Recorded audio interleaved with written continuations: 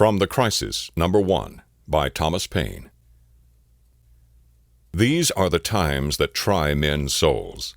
The summer soldier and the sunshine patriot will, in this crisis, shrink from the service of his country. But he that stands it now deserves the love and thanks of man and woman. Tyranny, like hell, is not easily conquered. Yet we have this consolation with us, that the harder the conflict, the more glorious the triumph. What we obtain too cheap, we esteem too lightly. 'Tis dearness only that gives everything its value. Heaven knows how to put a proper price upon its goods. And it would be strange indeed if so celestial an article as freedom should not be highly rated. Britain, with an army to enforce her tyranny, has declared that she has a right not only to tax, but to bind us in all cases whatsoever. And if being bound in that manner is not slavery, then is there not such a thing as slavery upon earth. Even the expression is impious, for so unlimited a power can belong only to God. Whether the independence of the continent was declared too soon or delayed too long, I will not now enter into as an argument. My own simple opinion is that had it been 8 months earlier, it would have been much better. We did not make a proper use of last winter, neither could we, while we were in a dependent state. However, the fault, if it were one, was all our own. We have none to blame but ourselves. But no great deal is lost yet. All that Howe has been doing for this month past is rather a ravage than a conquest, which the spirit of the Jerseys a year ago would have quickly repulsed, and which time and a little resolution will soon recover. I have as little superstition in me as any man living, but my secret opinion has ever been, and still is, that God Almighty will not give up a people to military destruction, or leave them unsupportedly to perish, who have so earnestly and so repeatedly sought to avoid the calamities of war, by every decent method which wisdom could invent. Neither have I so much of the infidel in me as to suppose that he has relinquished the government of the world and given us up to the care of devils. And as I do not, I cannot see on what grounds the King of Britain can look up to heaven for help against us. A common murderer, a highwayman, or a housebreaker has as good a pretense as he. I once felt all that kind of anger which a man ought to feel against the mean principles that are held by the Tories. A noted one, who kept a tavern at Amboy, was standing at his door, with as pretty a child in his hand, about 8 or 9 years old, as I ever saw, and after speaking his mind as freely as he thought was prudent, finished with this unfatherly expression: "Well, give me peace and my day." Not a man lives on the continent but fully believes that a separation must some time or other finally take place, and a generous parent should have said, "If there must be trouble, let it be in my day, that my child may have peace." And this single reflection, well applied, is sufficient to awaken every man to duty. Not a place upon earth might be so happy as America. Her situation is remote from all the wrangling world, and she has nothing to do but to trade with them. A man can distinguish himself between temper and principle, and I am as confident as I am that God governs the world, that America will never be happy till she gets clear of foreign dominion. Wars, without ceasing, will break out till that period arrives, and the continent must in the end be conqueror, for though the flame of liberty may sometimes cease to shine, the coal can never expire. America did not, nor does not want force, but she wanted a proper application of that force. Wisdom is not the purchase of a day, and it is no wonder that we should err at the first setting off. From an excess of tenderness, we were unwilling to raise an army, and trusted our cause to the temporary defense of a well-meaning militia. A summer's experience has now taught us better, yet with those troops, while they were collected, we were able to set bounds to the progress of the enemy, and, thank God, they are again assembling. I always consider militia as the best troops in the world for a sudden exertion, but they will not do for a long campaign. Howe, it is probable, will make an attempt on this city. Should he fail on this side the Delaware, he is ruined. If he succeeds, our cause is not ruined. He stakes all on his side against a part on ours. Admitting he succeeds, the consequence will be that armies from both ends of the continent will march to assist their suffering friends in the Middle States, for he cannot go everywhere. It is impossible. I consider Howe the greatest enemy the Tories have. He is bringing a war into their country, which, had it not been for him and partly for themselves, they had been clear of. Should he now be expelled, I wish with all the devotion of a Christian that the names of Whig and Tory may never more be mentioned. But should the Tories give him encouragement to come, or assistance if he come, I as sincerely wish that our next year's arms may expel them from the continent, and that Congress appropriate their possessions to the relief of those who have suffered in well-doing. A single successful battle next year will settle the whole. America could carry on a 2 years' war by the confiscation of the property of disaffected persons, and be made happy by their expulsion. Say not that this is revenge.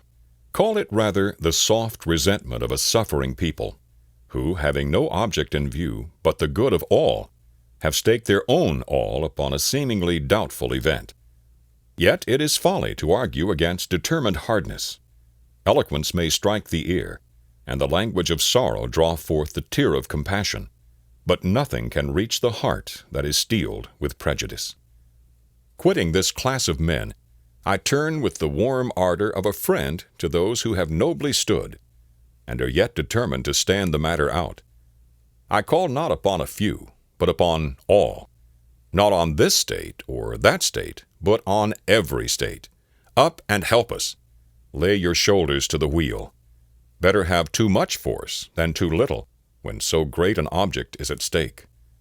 Let it be told to the future world that in the depth of winter, when nothing but hope and virtue could survive, that the city and the country, alarmed at one common danger, came forth to meet and to repulse it. Say not that thousands are gone. Turn out your tens of thousands. Throw not the burden of the day upon Providence, but show your faith by your works, that God may bless you. It matters not where you live, or what rank of life you hold. The evil or the blessing will reach you all.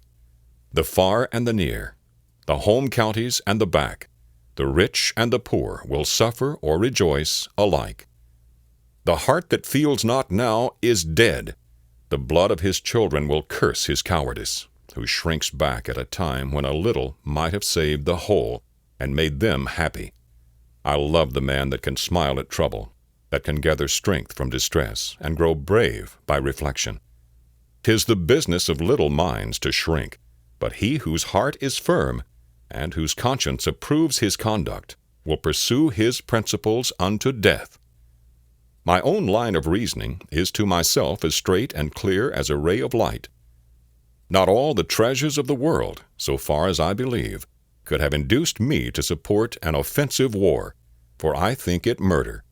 But if a thief breaks into my house, burns and destroys my property, and kills or threatens to kill me, or those that are in it, and to bind me in all cases whatsoever to his absolute will, am I to suffer it?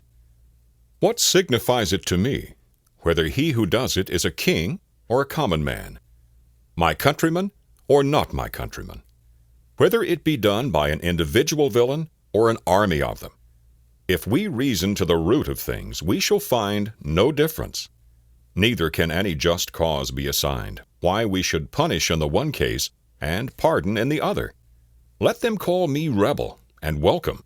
I feel no concern from it.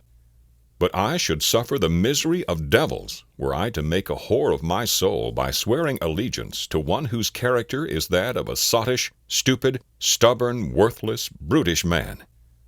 I conceive likewise a horrid idea in receiving mercy from a being who at the last day shall be shrieking to the rocks and mountains to cover him, and fleeing with terror from the orphan, the widow, and the slain of America. There are cases which cannot be overdone by language, and this is one. There are persons, too, who see not the full extent of the evil which threatens them. They solace themselves with hopes that the enemy, if he succeeds, will be merciful. Is this the madness of folly, to expect mercy from those who have refused to do justice? And even mercy, where conquest is the object, is only a trick of war. The cunning of the fox is as murderous as the violence of the wolf, and we ought to guard equally against both. Howe's first object is partly by threats and partly by promises to terrify or seduce the people to deliver up their arms and to receive mercy.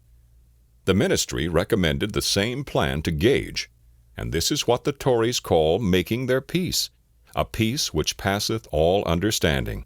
Indeed, a peace which would be the immediate forerunner of a worse ruin than any we have yet thought of. Ye men of Pennsylvania, do reason upon these things. Were the back counties to give up their arms, they would fall an easy prey to the Indians, who are all armed. This perhaps is what some Tories would not be sorry for. Were the home counties to deliver up their arms, they would be exposed to the resentment of the back counties, who would then have it in their power to chastise their defection at pleasure.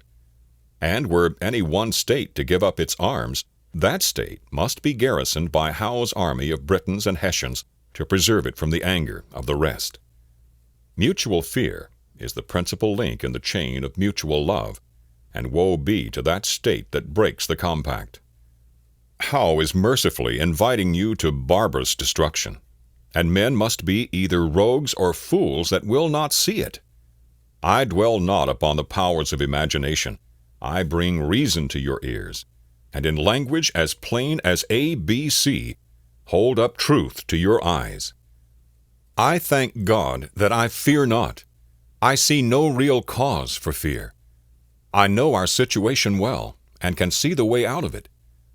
While our army was collected, Howe dared not risk a battle, and it is no credit to him that he decamped from the White Plains, and waited a mean opportunity to ravage the defenseless Jerseys.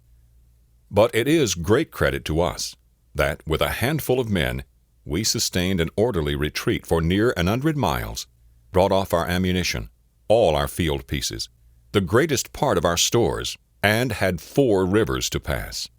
None can say that our retreat was precipitate, for we were near 3 weeks in performing it, that the country might have time to come in. Twice we marched back to meet the enemy, and remained out till dark.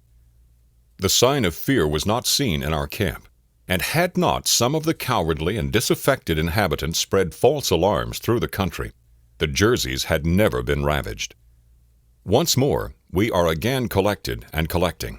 Our new army at both ends of the continent is recruiting fast, and we shall be able to open the next campaign with 60,000 men, well armed and clothed. This is our situation, and who will may know it. By perseverance and fortitude we have the prospect of a glorious issue. By cowardice and submission, the sad choice of a variety of evils, a ravaged country, a depopulated city, habitations without safety, and slavery without hope, our homes turned into barracks and bawdy houses for Hessians, and a future race to provide for, whose fathers we shall doubt of.